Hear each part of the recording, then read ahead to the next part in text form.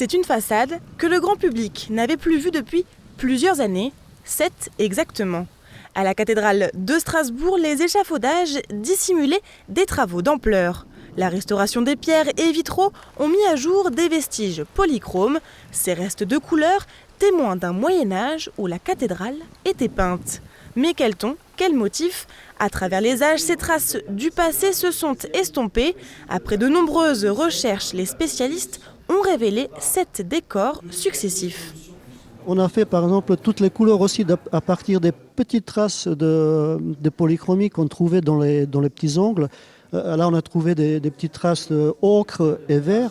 Ça sont les couleurs dont on est sûr qu'elles existaient sur l'original.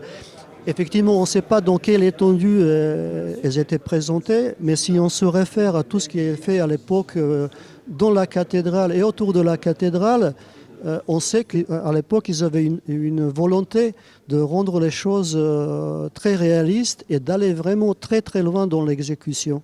Au-delà de ces restes de couleurs, les travaux ont aussi permis de restaurer la verrière médiévale et les portes en bois, un chantier de taille. Les ouvrages en pierre altérés ont été ou restaurés ou remplacés. Les polychromies que nous avons découvertes ont été conservées, consolidées et conservées.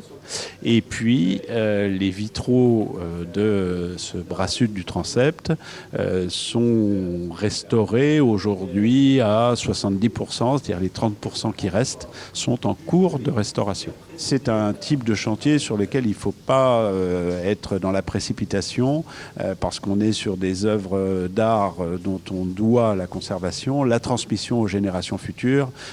On n'a pas droit à l'erreur. Verrons-nous un jour la cathédrale sans échafaudage? Rien n'est moins sûr. Les chantiers de restauration de la façade sud de la cathédrale Notre-Dame de Strasbourg devraient se terminer courant d'année prochaine.